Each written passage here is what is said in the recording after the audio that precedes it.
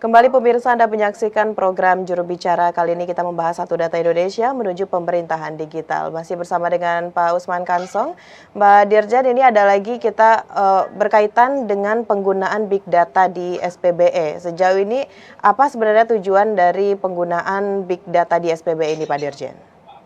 Ya, sekurang-kurangnya ada 4 tujuan.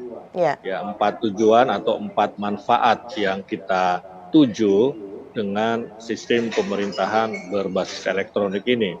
Yang pertama adalah penggunaan big data oleh pemerintah dapat meningkatkan kualitas respons darurat melalui identifikasi titik-titik persoalan. Contohnya misalnya saat terjadi bencana alam seperti kekeringan, wabah, ataupun kecelakaan yang sifatnya masif begitu. Ya di Kominfo sendiri misalnya kalau kita punya satu data tentang jumlah masyarakat miskin yang bisa mendapatkan bantuan STB, ya, STB gratis ini akan memudahkan begitu, ya akan memudahkan.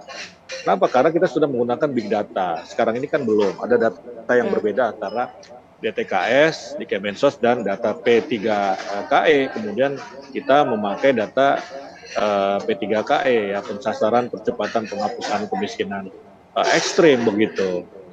Nah, kedua juga pemanfaatan big data ini dapat meningkatkan kemampuan pemerintah dalam menangkal misalnya ya pencucian uang. Tadi mencegah korupsi karena ada transparansi di sini.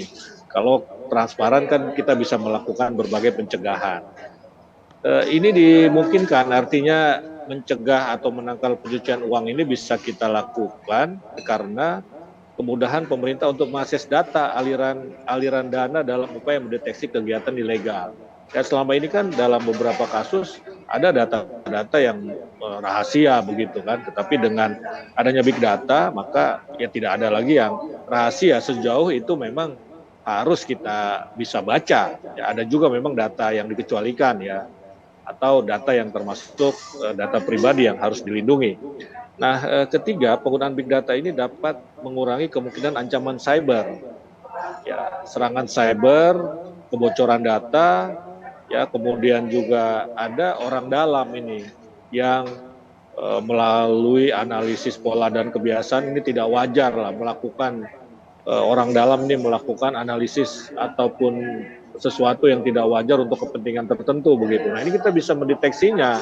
Ya, kita mendeteksinya seperti yang saya sampaikan tadi, ini ada double protection kalau dalam konteks perlindungan data gitu. Dan keempat, big data analitik ini dapat meningkatkan efektivitas tenaga kerja. Ya, ini dapat dicapai melalui peningkatan kapasitas institusi dalam memantau kebutuhan tenaga kerja atau workforce. Ya, jadi kita bisa tahu satu kementerian, lembaga, satu unit itu kebutuhan tenaga kerjanya itu berapa ya supaya tidak sia-sia begitu. Selama ini kan kita kadang-kadang merekrut tenaga kerja ini ya tidak ada data, tidak berbasis data. Pokoknya kita rekrut saja begitu. Nanti useless apa idle begitu ya, sia-sia. Nah, ini akan dapat dikurangi kalau kita menggunakan big data. Di masa depan data adalah gold ya, data itu emas ya, data itu adalah ekonomi begitu. Kemajuan ekonomi nanti ditentukan oleh data. Nah, yang ingin saya sampaikan juga berdasarkan survei e-government tahun 2020 oleh PBB, e-government development index Indonesia ini ada peningkatan, ya peningkatan dari 107 pada 2018 naik ke 88, signifikan juga ya di tahun 2020 begitu. Kemudian di waktu yang sama ada survei juga, ya survei yang sama itu menunjukkan e-participation index Indonesia juga mengalami peningkatan dari peringkat 92 pada tahun 2018 menjadi peringkat 57 di tahun 2022. Nah, ini menunjukkan adanya peningkatan kualitas e-government Indonesia. Apalagi nanti kalau kita sudah betul-betul masuk ke e-government dengan menggunakan PDN ya, Pusat Data Nasional ya, saya kira akan meningkat lagi peringkat kita. Begitu Mona.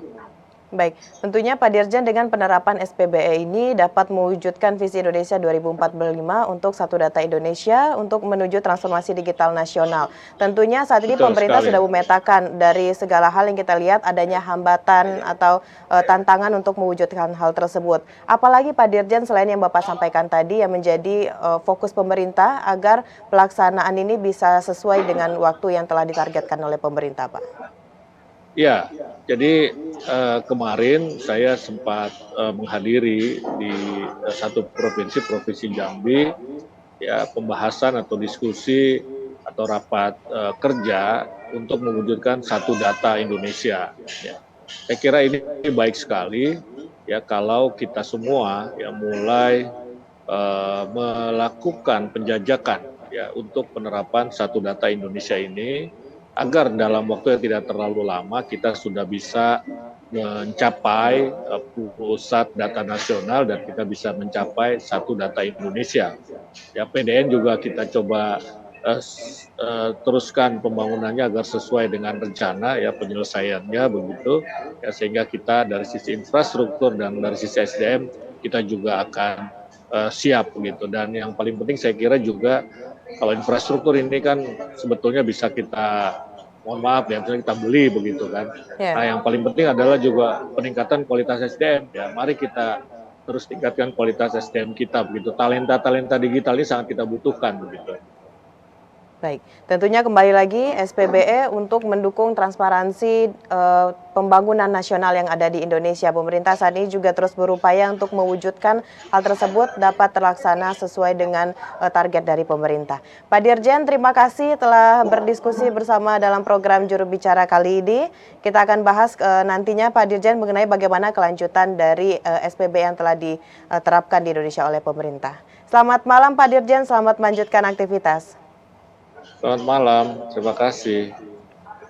Baik pemirsa, itulah dialog kita dalam program Juru Bicara bersama Dirjen IKP Kementerian Komunikasi dan Informatika Republik Indonesia, Bapak Usman Kansong. Terima kasih bagi Anda yang telah menyaksikan. Saya Mona Azhar Nisak, selamat malam dan sampai jumpa.